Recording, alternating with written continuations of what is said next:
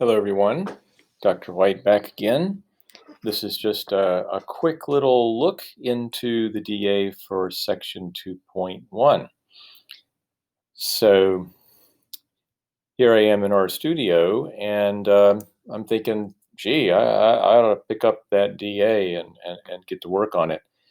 And so I look around and I see in my files pane here that I'm in the common folder, Dr. White stuff, Math 111 slides. I'd better go back to Math 111 and click on DA. And I should look for the OS 2.1 numerical data DA. The R Markdown document is what I need. So I click on it, and up comes a buffer that I'm really not going to be able to use until I save this file over into my home directory, into my submit folder where it needs to go for Dr. White to find it. So my very first act is to file save as, and I'm currently looking into the common folder, and I don't want to do that. I want to look home, so I go to the ...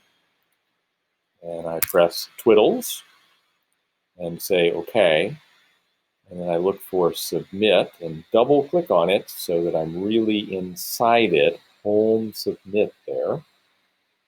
And without changing the file name, I just say save. Now, what's over here in the editor pane is a buffer for a file that I own. I can make some changes, I can save some changes. So I guess my next thought is that I'd like to put in my own name. You would, of course, put in your name. And then you can start working on the DA. Before we do that, I'm noticing there's a couple of other items here up in my editor pane that I might not be needing. And so I can just close them out one by one. Click on the little X's. Feel free to do that so that you don't get a huge crowd of files up there that's hard to tell which one's which. Okay. I'm also noticing that, let me see, I've got my slides up here in a separate tab on the browser, so I can be referring to them when I need. And you might also want to have a tab with tabs with the screencasts if you want to be looking back at them. Always a good thing when you're doing the DA.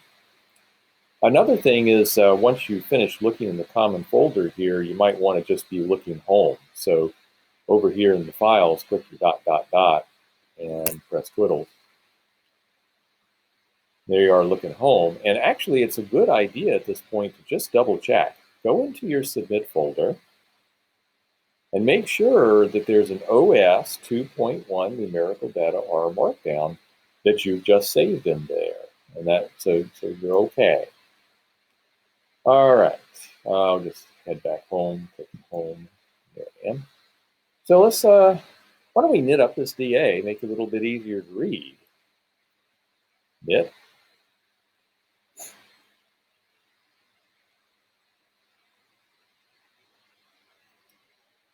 And we'll pop it up big. So let's see. I need Tiger Stats and I need Open Intro to do this work. And I'm just going to go ahead and make sure I've got that by copying this code. And that's like, kind of like hard for me to do, in this browser here. And it always kind of depends on what browser you got and like what other apps you happen to be working with. I'm making a screencast that makes this difficult.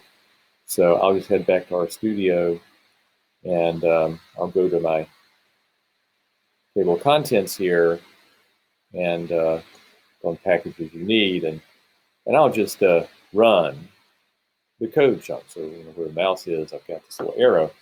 I'm going to run that code chunk, and now those packages have been attached, and I can click out this output that showed up in the document. All right. Now heading back to the DA.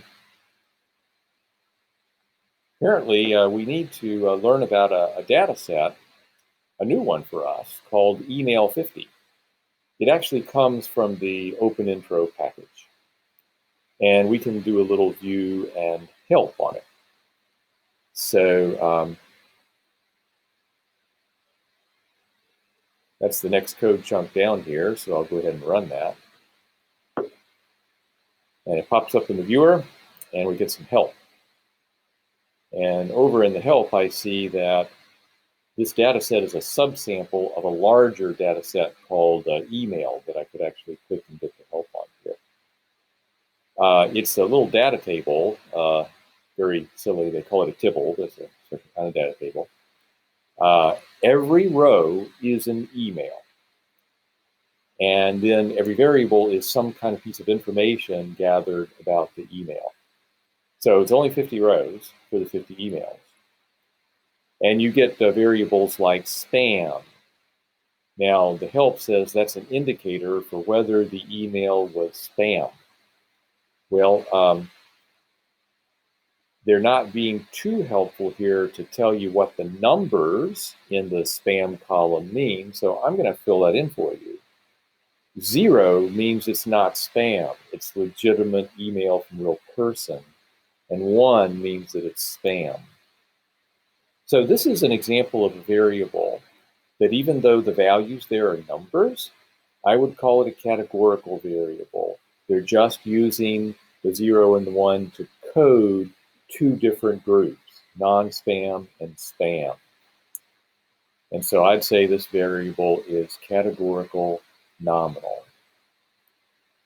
There's some other of these kind of categorical nominal variables that are coded by numbers here, and I'm not too interested in them right now.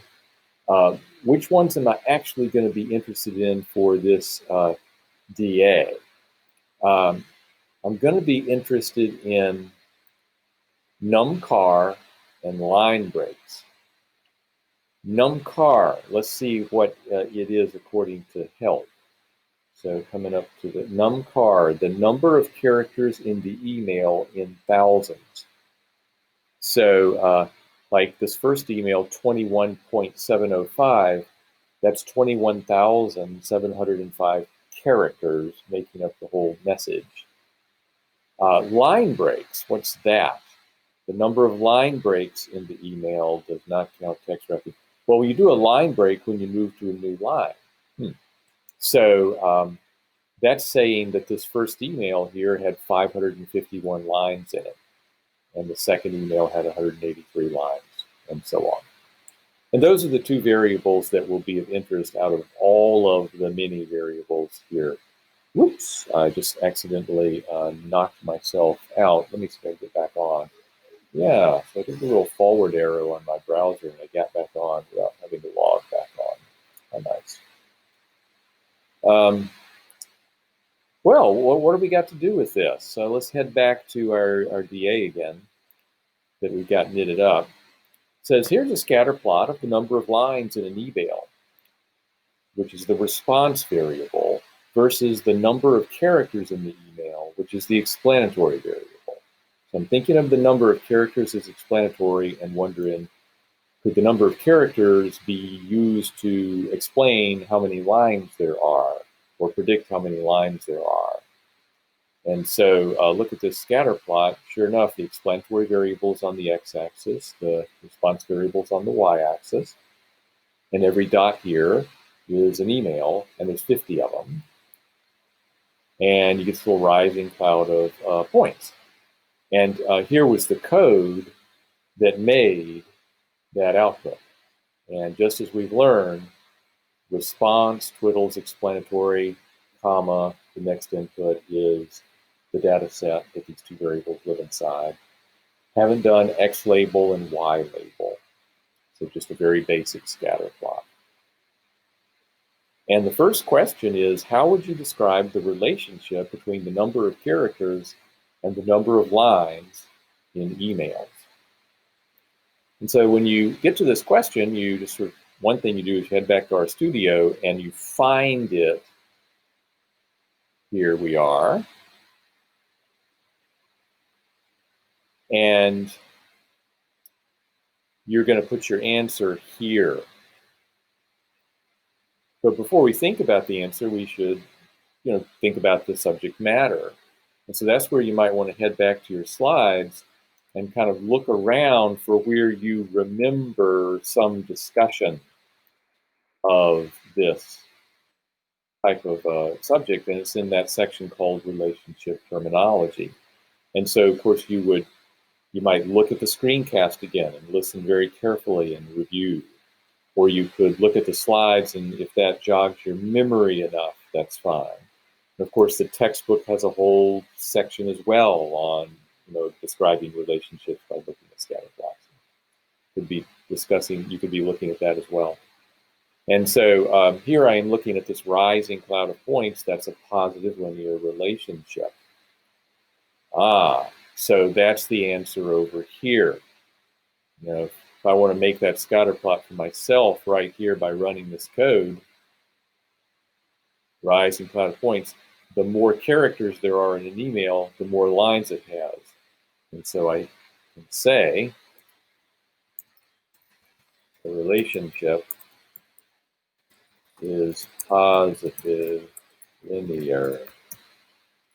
And I always like to have a nice blank line between any section heads and any text. That makes the document knit up correctly. And I always like to save my work.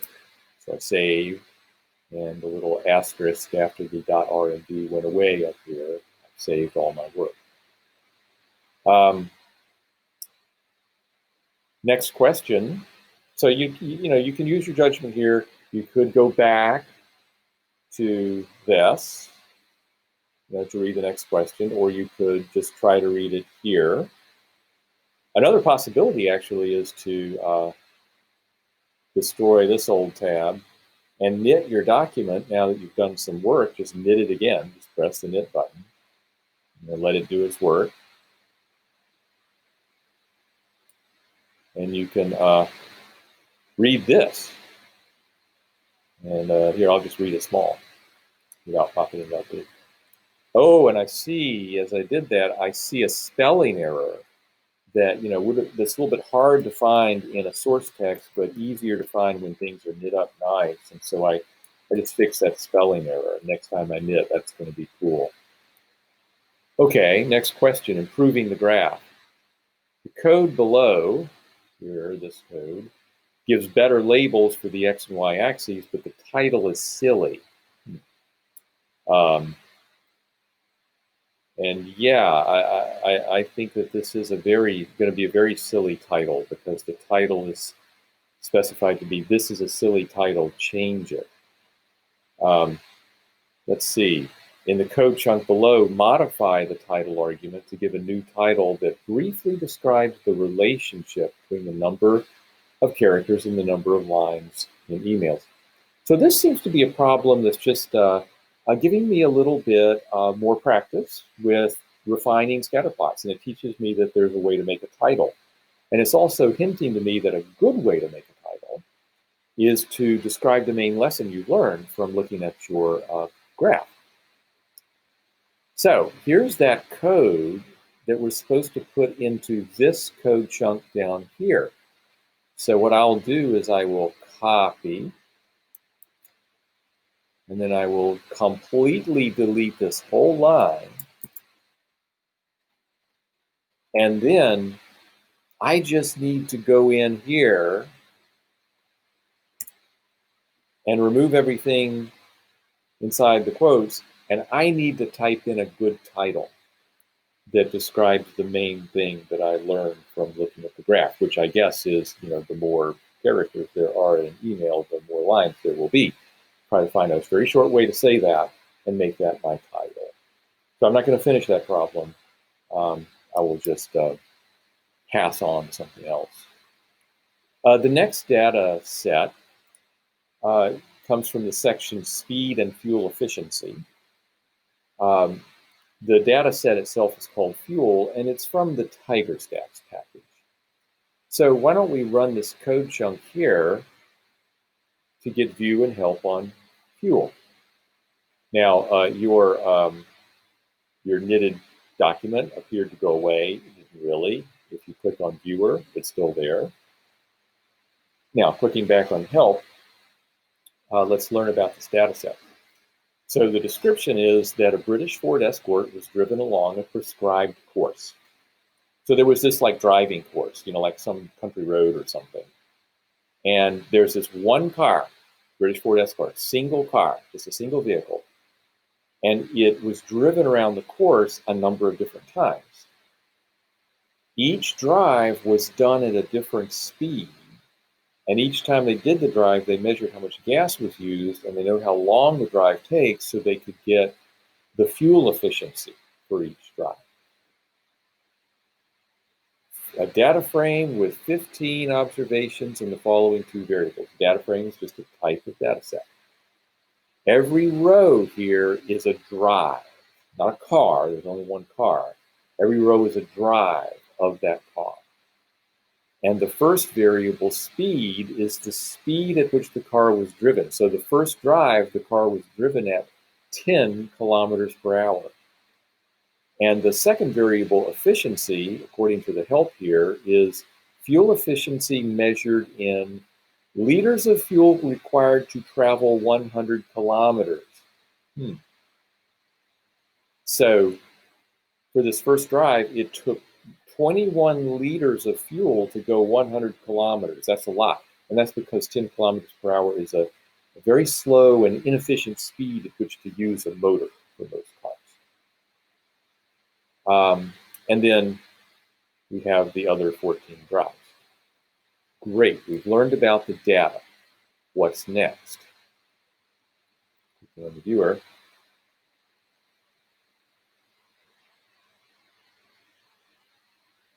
Heading down to speed and fuel efficiency.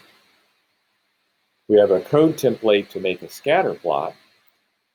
And here in this template, you're going to make good X and Y axis labels with units for your variables as well. And what you're going to do is copy that code template into a nice R code chunk, and you're going to actually make that nice scatter plot, and then you're going to answer a question about it. So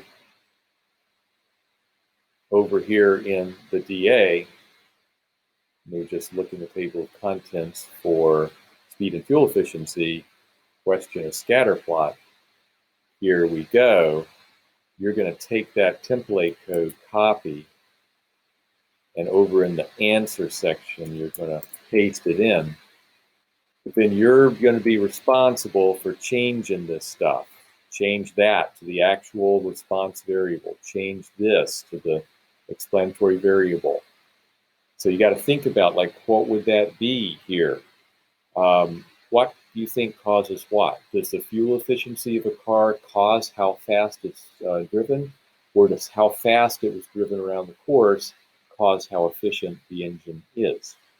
So you'll have to think that out to get the right one. And of course, you're going to need to put in, the name of the data set, it's fuel, and you're going to have better stuff between these quotes, to describe your variables and the units they're in.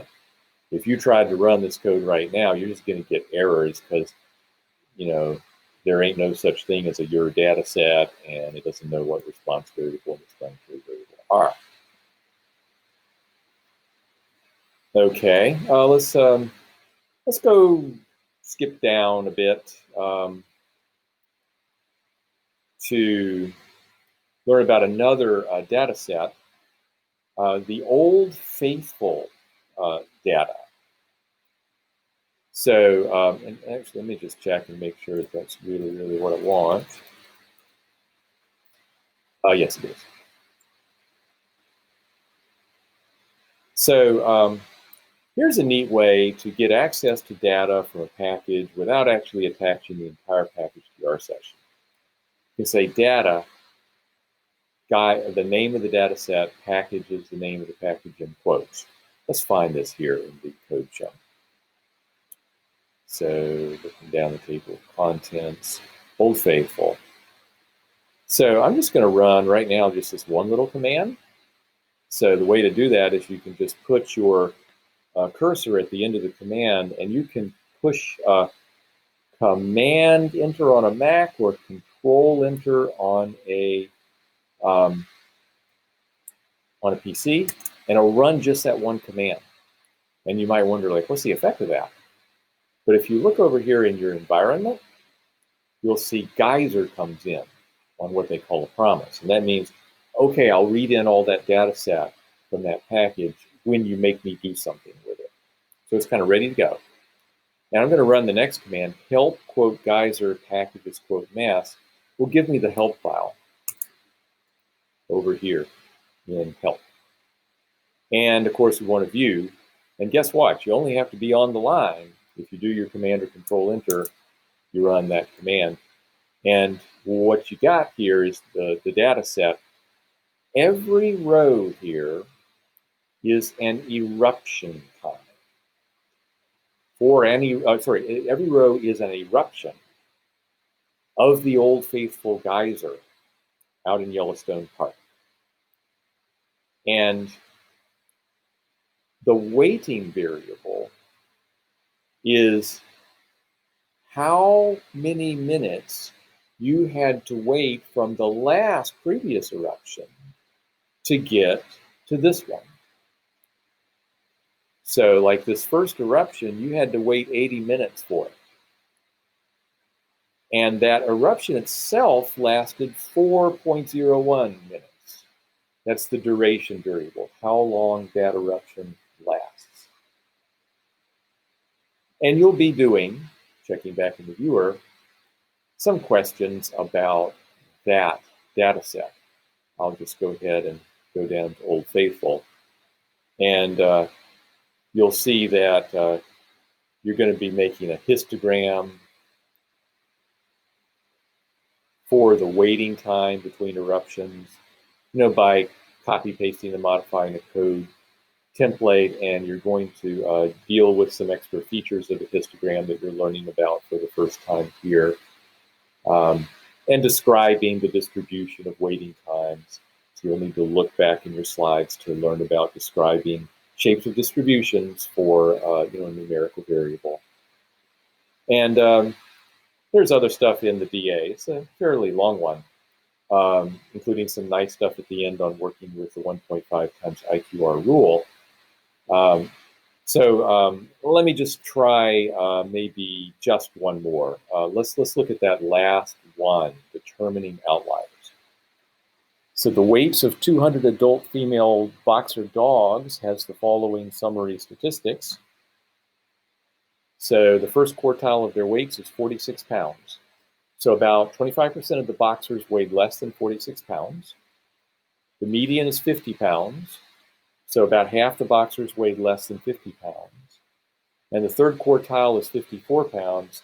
So about 3/4 weighed less than 54 pounds. About 1/4 weighed more than 54 pounds.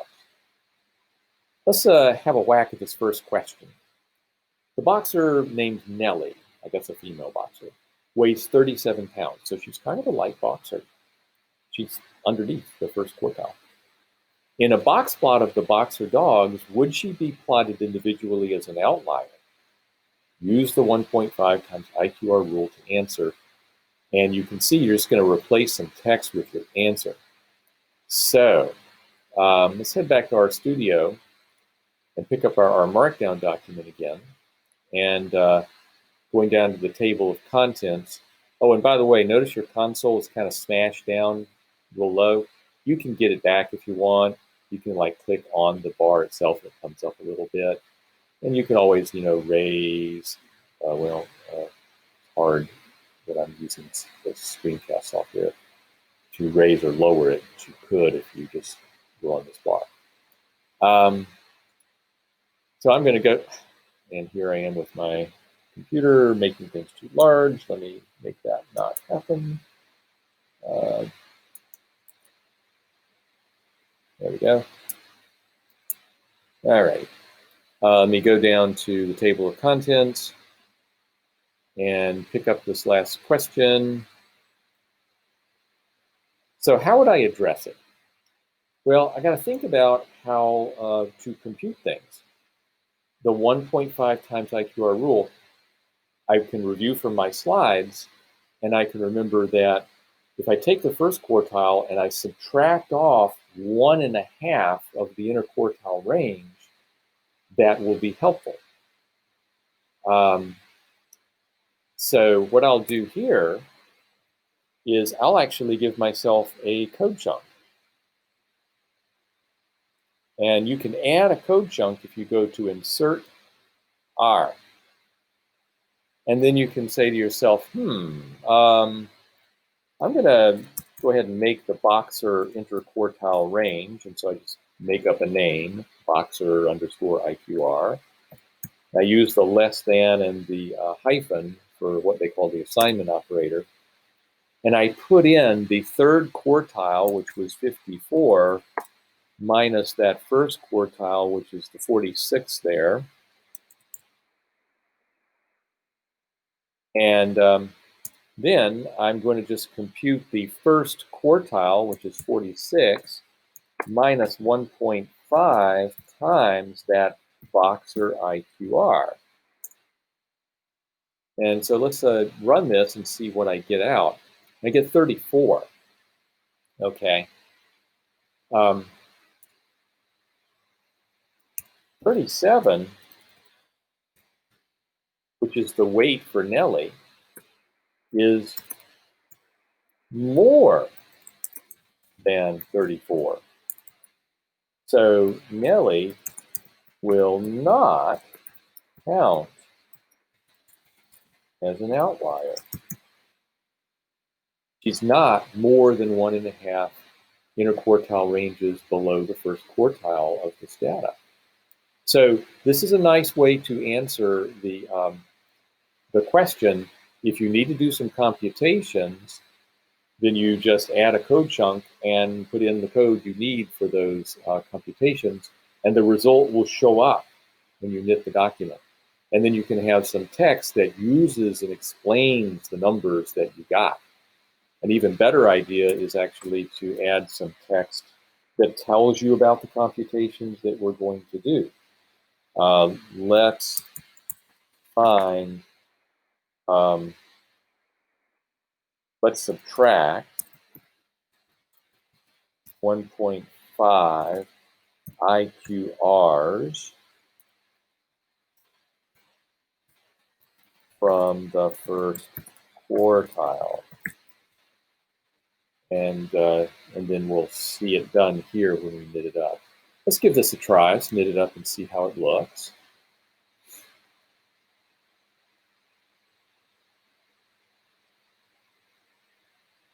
Alrighty, let me pop that up big.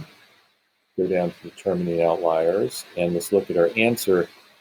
And it's really clear to understand. So that's looking good. So that's just a start on the DA. It's always worth it to, to think about how, these little tips for